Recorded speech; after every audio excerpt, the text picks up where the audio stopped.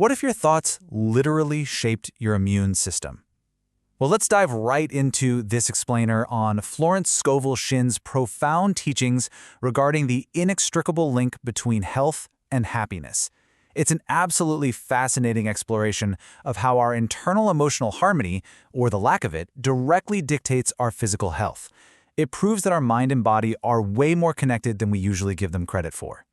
Right out of the gate, we hit this bold, almost startling claim.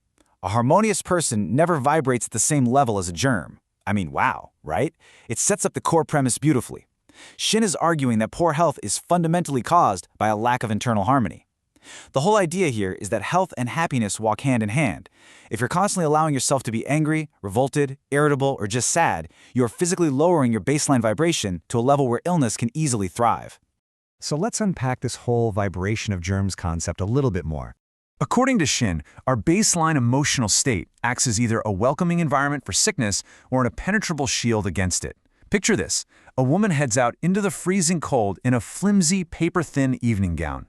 But because she feels beautiful, joyful, and super excited for the night ahead, her vibration is incredibly high. And guess what? She stays perfectly healthy. Now, put that exact same woman in an ill-fitting dress that puts her in a terrible, grumpy mood, and let's be honest, we've all been there, and her vibration just plummets. She comes home complaining of a chill and coughs all the next day. The absolute crucial takeaway here is that her dropped vibration is what actually made her vulnerable, not the cold air. And it doesn't stop at just catching a cold. Let's look at how specific emotions actually target specific organs. This is where the concept builds into a highly specific diagnostic map. It argues that emotional disharmony actively targets specific systems in your body. It doesn't just make you vaguely unwell, you know? Continuous criticism and constantly finding faults with people don't just make you a tough hang, they actually produce acid deposits in the blood, which Shinn links directly to rheumatism. Harboring feelings of fear and despair creates literal physical congestion. And incredibly, stubbornness and harboring strong resentments are actually said to physically affect your hearing. It's a pretty powerful realization of how literal toxic thoughts create literal toxic physical symptoms. I love this part. There's an actual linguistic Easter egg hidden right inside our anatomy, specifically regarding the liver. The very word liver is derived from the verb to live. It is essentially the place where you live. So a sluggish liver isn't just a random medical event. It's the result of a gloomy, depressed mind. It is severely affected by a judgmental attitude, overcaution, sadness, and envy. A person with a sluggish liver might naturally think their organ is causing their bad mood, but this philosophy argues it is exactly the opposite. The gloominess is dragging down your ability to live, which in turn damages the liver. And this inside-out connection pushes right to our surface too. Even skin conditions are mapped directly to our social interactions and mental states. The text argues that skin diseases are actually caused by mental irritation. Think about the common phrase, someone literally got under your skin. By holding on to mental irritation and annoyance with other people, you are physically manifesting that exact irritation right on your exterior.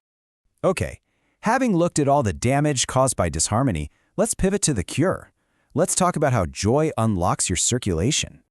So, what's the ultimate antidote to all this physical damage? Just like a vibrant flower springing to life, a sudden shift from despair to joy literally produces a chemical change in the human body. While fear and despair cause dangerous physical congestion, joy actively unblocks your circulation.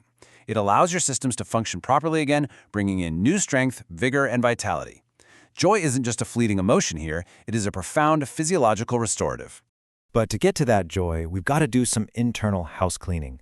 Let's look at the subconscious cleansing process. To reach that restorative state, we have to start listening to the body's spiritual alarm clock. Illness simply means you've been asleep to something negative in your life, and your body is finally sounding the alarm. If you harbor anger or resentment, you are literally giving the person you hate the power to harm your physical body. It creates this toxic karmic loop where if you judge, you will be judged. To stop the physical suffering, you have to close that door on the past. You must stop giving your power away to the people who irritate you and open yourself back up to harmony and healing. So how do we actually close that door? Well, Shinn provides a deliberate, actionable, 3-step cleansing process. First, you have to recognize the toxic thought. Pinpoint exactly who or what is harboring that resentment inside of you. Second, neutralize it by invoking the law of forgiveness.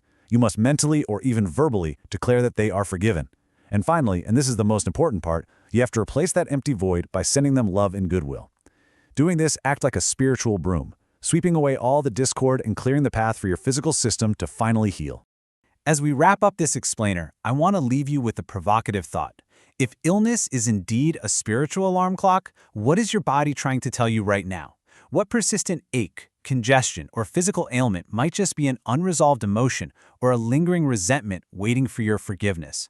Remember, your health and your happiness are deeply, intimately intertwined. So what will you choose to let go of today?